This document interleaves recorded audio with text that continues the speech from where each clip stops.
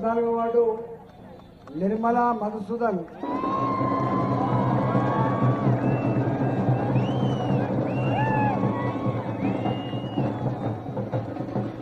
15వ వార్డు గట్టు స్వప్న కృష్ణ,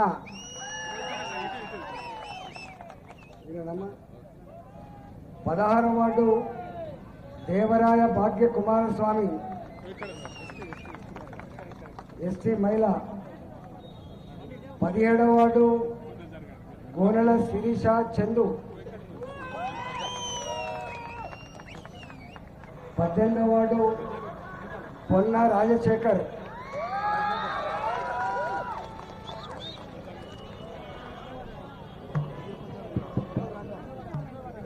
కొందరికేమో చప్పట్లు బాగా మోగుతున్నాయి, కొందరికేమో తక్కువ మోగుతున్నాయి. కానీ చప్పట్లు మోగే వాళ్ళైనా చప్పట్లు తక్కువ మోగే వాళ్ళైనా అందరి గుర్తు కమలం పువ్వు గుర్తు. రెండవది, ఈ 18 వార్డులల్లో ఓ 10వ 12వ గెలిస్తేనే అందరికి అధికారం నడుస్తుంది. మళ్ళీ ఇక్కడ 4వ 5వ గెలిస్తే సంపూర్ణంగా చేయాల్సిన పని చేయలేం. కాబట్టి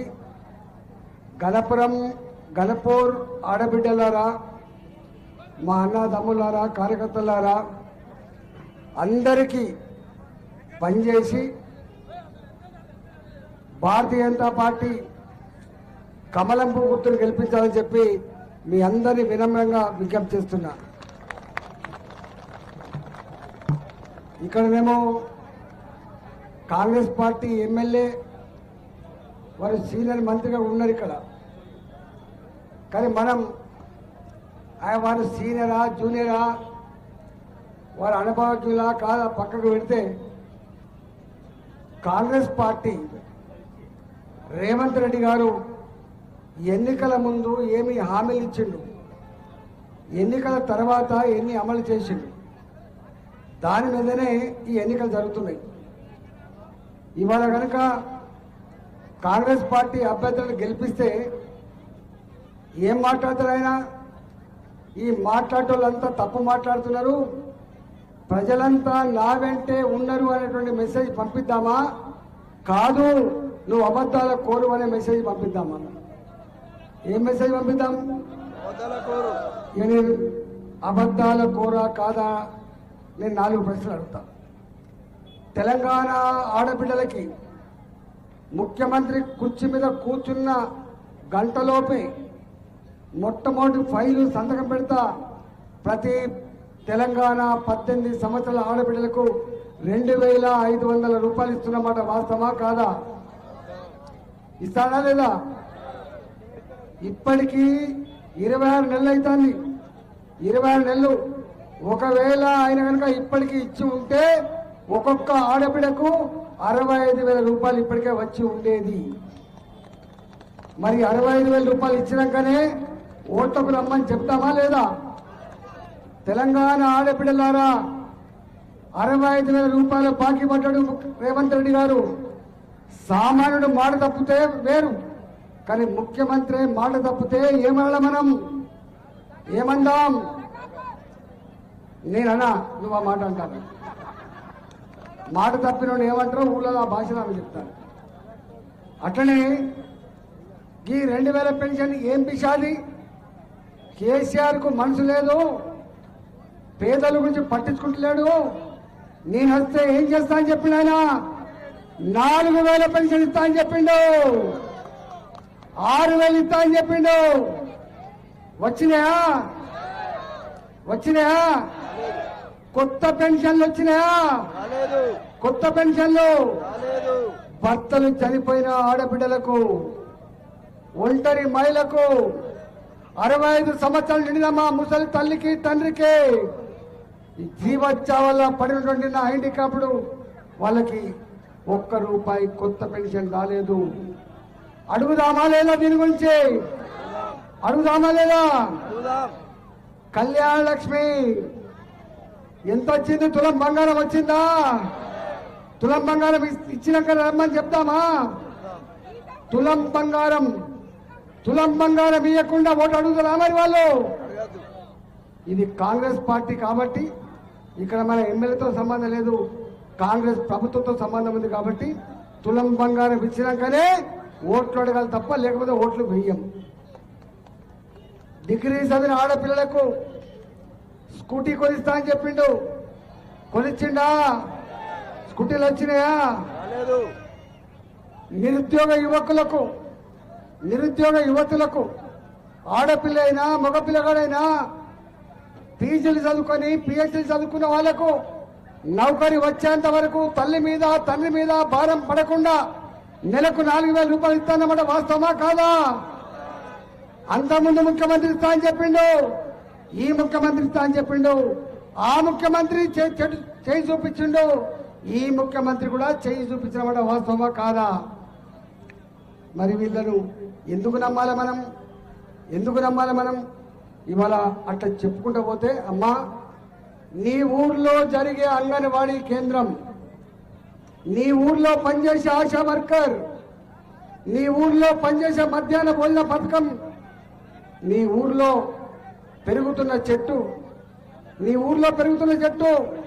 మనం తింటున్న 5 కిలోల బియ్యం ఎక్కడి నుంచి వస్తున్నాయి? అవన్నీ కూడా ఎక్కడి నుంచి వస్తున్నాయి నీకు తెలుసా?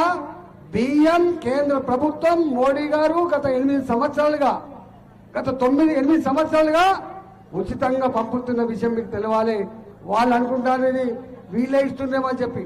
తినే బియ్యం కూడా మోడీ గారే పంపిస్తున్నారు. నీ ఎలిగేటువంటి బల్బులకు current bill 15th finance commission కేంద్ర ప్రభుత్వ నిధులు మాత్రమే. మన మున్సిపాలిటీలో పనిచేసే సఫాయి కార్మికులకు, మన మున్సిపాలిటీలో పనిచేసేటువంటి శానిటేషన్ వర్కర్లకి జీతాలు ఎవరిస్తారు తెలుసా? కేంద్ర ప్రభుత్వం ఇస్తుంది. ఈయన అనుకుంటాడు మరి కేంద్ర ప్రభుత్వమే జీతాలు ఇచ్చినాక, కేంద్ర ప్రభుత్వమే బియ్యం ఇచ్చినాక, కేంద్ర ప్రభుత్వమే అంగన్వాడీ నడిపినాక, కేంద్ర ప్రభుత్వమే మధ్యాహ్న భోజనం పెట్టినాక మరి వీళ్ళకెందుకు ఓటేయాలి? మనం ఎందుకు ఓటేయాలి వీళ్ళకు? ఇవాళ అమ్మా నేను మళ్ళీ చెప్పబోతున్నా, ఒకవేళ ఇప్పటిదాకా మీరు ఏది ఇవ్వలేదు, ఇచ్చింది ఉచిత బస్సు ప్రయాణం మాత్రమే. ఆ బస్సు ప్రయాణం కూడా కొన్ని బంద్ అయిపోయినాయి. ఇప్పుడు ఇది ఉత్తగా నడుస్తున్నాయని చెప్పి చాలా రూట్లలో బస్సులు బంద్ చేసుకున్నారు. అది కూడా సగం. ఇవాళ నీకు ఉచిత బస్సు ప్రయాణం ఇచ్చి టికెట్లు పెంచి మొగల దగ్గర డబ్బులు కుడుతున్నారు. మన వాస్తవమా కదా చెప్పండి. ఇవాళ 200 యూనిట్ల వరకు కరెంటు ఫ్రీ అన్నారు. 201 క్యాన్సల్. 201 unit కాల్చుకుంటే cancel. ఈ కాలంలో 200 యూనిట్ల కంటే తక్కువ కాల్చుకుంటే ఎవరుంటారు? అందుకనే ఇచ్చినట్టే ఇచ్చి గుంజుకున్నాడు రేవంత్ రెడ్డి. ఇవాళ తిరుగుతున్నాడు. వీళ్ళు దొంగలు, వాళ్ళు దొంగలు. ఎవరు దొంగలో ఎవరు దొరలో తేల్చవలసింది ఎవరు తేల్చవలసింది? తెలంగాణ ప్రజలు మాత్రమే తేల్చాలి, గుర్తుపెట్టుకోండి. అమ్మా ఈ గణపురం, ఈ గణపం ఇది బాగుపడాలంటే ఇది ఒక స్మార్ట్ సిటీ కింద, ఇది ఒక అమృత నగరం కింద తెచ్చగలిగే శక్తి సత్తా బీజేపీ కౌన్సిలర్ గా మాత్రమే ఉంటది. ఇవాళ మీరు రేపు ఈ మున్సిపాలిటీ ఇక్కడ 5 పైసల బిల్లు లేదు. చాగల్ అయినా, గన్పూర్ అయినా, శివునిపల్లి అయినా ఇవన్నిట్లో ఇంతో అంతో అభివృద్ధి జరగాలంటే మీరు కమలం పువ్వు గుర్తుకు ఓటేయండి, బీజేపీ అభ్యర్థులు గెలిపించండి. తప్పకుండా దీన్ని బాగు చేస్తామని చెప్పి తెలియజేస్తూ ఈ అవకాశం అందించిన మీ అందరికీ కూడా నమస్కారం చెల్లిస్తున్నా. భారత్ మాతాకి జై శ్రీరామ్. కమలం పువ్వు గుర్తుకే నరేంద్ర మోదీ నాయకత్వం. అందరూ ఒకసారి గట్టిగా చేతులు లేబట్టి 2 చేతులు లేబట్టాలి. కమలం పువ్వు గుర్తుకే ఈటల రాజేందర్ గారి నాయకత్వం, నరేంద్ర మోడీ గారి నాయకత్వం. కమలం పువ్వు గుర్తుకే 2 చేతులు లేబట్టి ఇక్కడ